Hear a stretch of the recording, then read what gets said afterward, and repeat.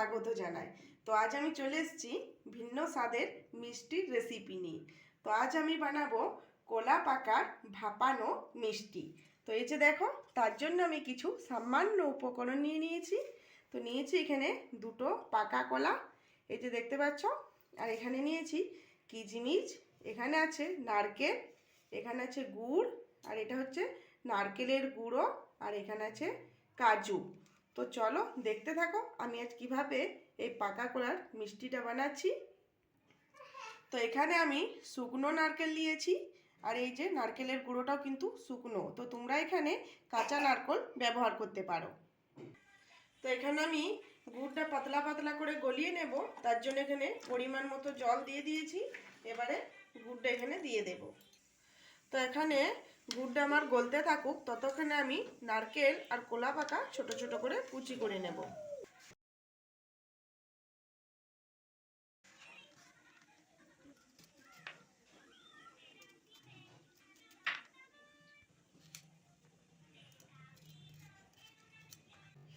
তো এই যে দেখো, এখানে নারকেলটা আমি একদম লম্বা লম্বা করে কেটে নিয়েছি।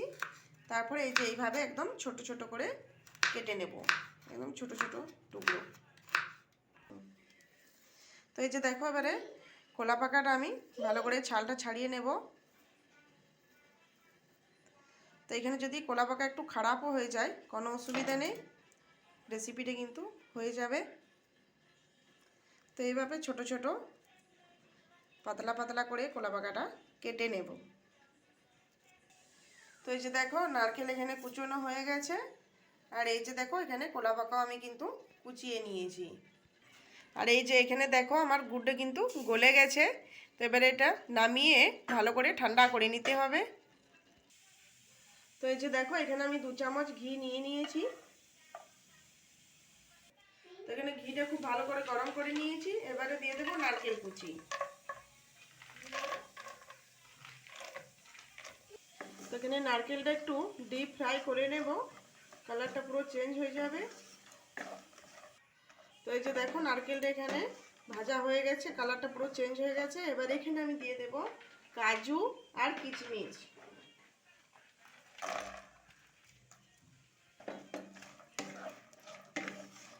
তো এখানে কাজু কিশমিশও খুব ভালো করে ভেজে নিতে হবে, একটু লাল লাল করে।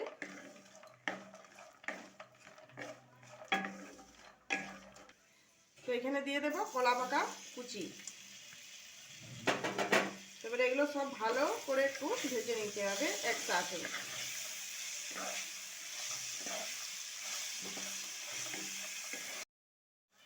তো এই যে দেখো, এখানে কলা পাকাটা কিন্তু খুব ভালো করে একটু ভেজে নিয়েছি।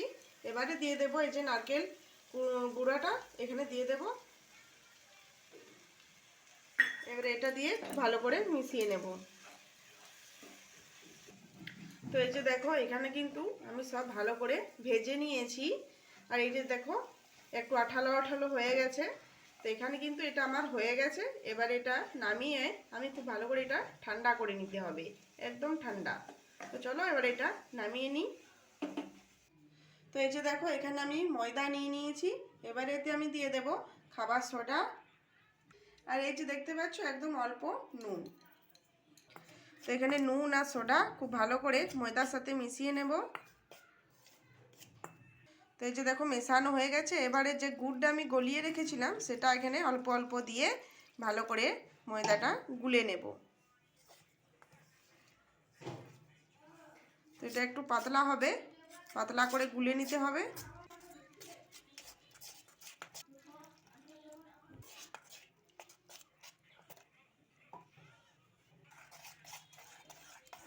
তো এই যে দেখো, এটা আমি গুলে নিয়েছি। আর এই যে দেখতেই পাচ্ছ খুব পাতলা করেই কিন্তু গুলে নিয়েছি। এবারে যেগুলো আমি ভেজে রেখেছি সেগুলো এখানে মিশিয়ে নেব। তো এই যে দেখো, দিয়ে দিচ্ছি এখানে।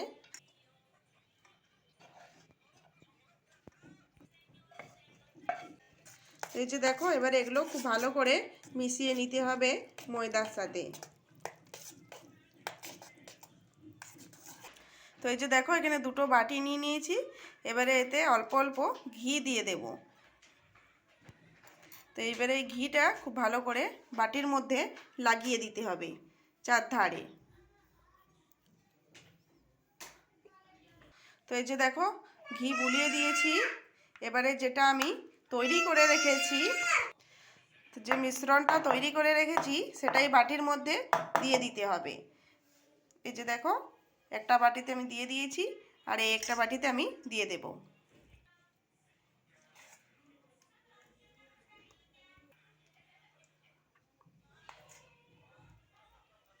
তো এই যে এবার এগুলো আমি স্টিম করে নেব। তার জন্য এই যে ছিদ্রযুক্ত প্লেট নিয়ে নিয়েছি, তার উপরে বাটিগুলো রেখে দেব।